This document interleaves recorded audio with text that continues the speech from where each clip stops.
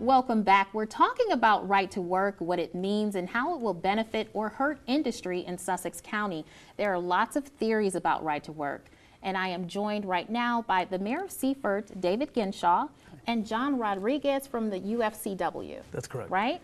So these gentlemen are going to answer some questions for us. Gentlemen, I was explaining to you before we came back from break that for the first question that I pose, you'll have a minute and a half. The second question, you'll have a minute to answer. Okay. So let's just dive right in, right? So, John, I'll start with you. What are some of the biggest misconceptions about right to work in your mind? Yeah, well, first off, thank you for hosting.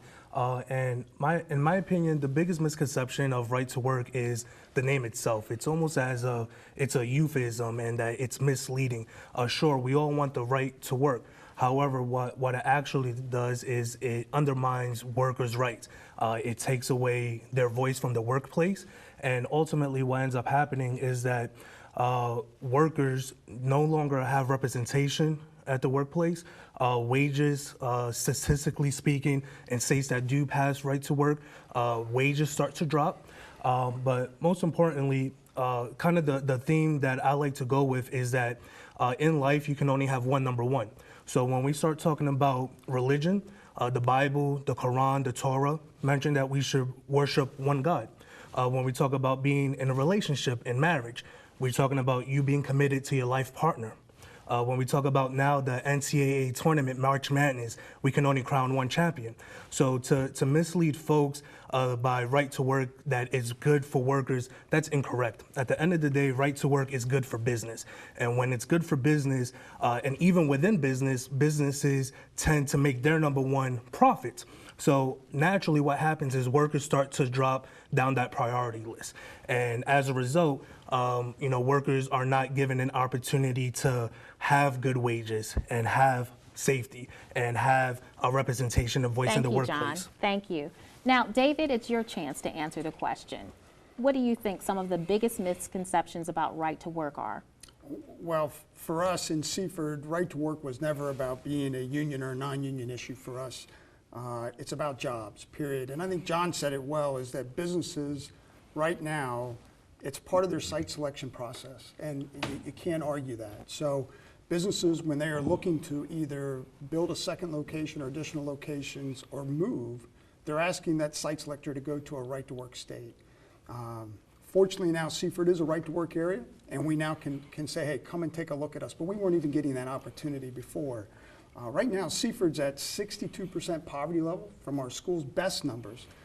So when someone claims there's going to be less pay, I don't know how much lower we can go till we just finally just say that's enough. So we don't necessarily care whether non-union or union jobs come to Seaford. We want good paying jobs, and I think they would agree with that as well. Seaford knows the impact of positive job growth, good jobs, what it had on our town back in the 70s, 80s, and 90s. We've also seen what's happened when those jobs left. The results are just so clear. And then the other thing you need to point out is when they look at the right to work across the country, there's 28 states now that are right to work. Not one has voted to overturn that and go back the other way. And there's a reason why. They've seen success in growing business. And so we would like Seaford to be a part of that, and we're aggressively going after it. Okay, well, thanks, David.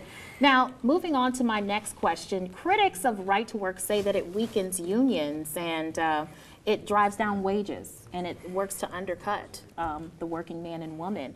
So I think I'll start with you again. John, what do you say to that? I agree 100%. If you take a look at these 28 states that have passed right to work, wages typically on average per worker are decreased by $6,000 per worker in a household. Ultimately what ends up happening is that when, I'm sorry, I'm drawing a blank. That's okay. So wages are decreased by $6,000 per worker per household, and what I say to that is that, I'm sorry, what's the question? It was about whether or not right to work basically works to usurp unions and undercuts the working man and woman. Yeah. So again, so it does undercut the. Sorry, I'm out of time. No, yeah, well, you're just a little bit out of time. That's okay. That is okay. I think you did make some really good points there, John. Right. So, David, what do you have to say to that question? Again, we're looking to attract great paying jobs to Seaford. No one runs for an office to say we want to lower wages. John quoted that wages go down $6,000. I'm never quite sure where they get that number, what data source they're getting that from. Typically, it's from a very expensive area moving to a lower cost area, and they're using that in their numbers. So I don't necessarily agree with that. We don't see that in Seaford, and we're looking to really just grow and attract those great paying jobs. And again, remember, in right-to-work states, they're union companies operating, and typically when right-to-work comes, we see both private sector jobs, both union and non-union, grow in those states. So we want to move forward. We were excited about it. Okay. Well, thank you. We have to take another short break. We'll be back in just 2 minutes.